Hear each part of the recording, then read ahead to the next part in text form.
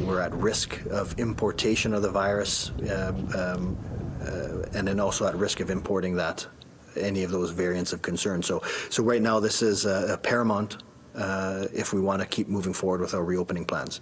If you enter Manitoba today, you'll be forced to isolate for 14 days. The new health orders taking aim at non-essential travel, both in and out of the province. The Pallister government says the 2-week self-isolation period is out of an abundance of caution to help protect against COVID-19. The virus variants have already been detected in other parts of Canada like British Columbia, but not yet here in Manitoba, according to Manitoba's top doctor. Our numbers are trending properly now. We have to keep our efforts up to keep them down. We have to keep virus from being imported into Manitoba.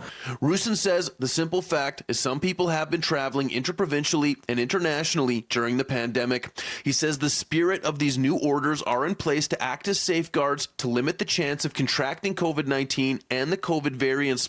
There are self-isolation exemptions for people working as healthcare providers, aircraft and train crew, or critical service providers if non-symptomatic. Roussin says anyone caught breaking isolation will be subject to fines in excess of $1,000. However, enforcement is challenging.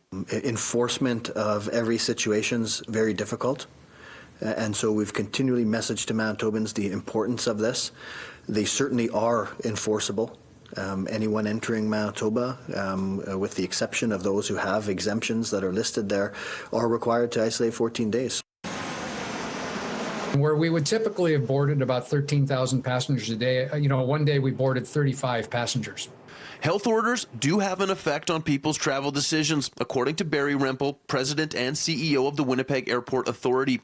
Rempel says 2020 didn't start as a bad year for travel. However, as the pandemic made its way across the globe, by March of 2020, the airline industry saw air traffic drop by 96%. He says there has been a small increase in travel since March of last year, but expects recent health orders to see those numbers drop again. I anticipate that between what the provincial government did and what the federal government just announced today, we're going to see we'll be back to what we were seeing in March last year. In Winnipeg, Mark Neufeld, City News.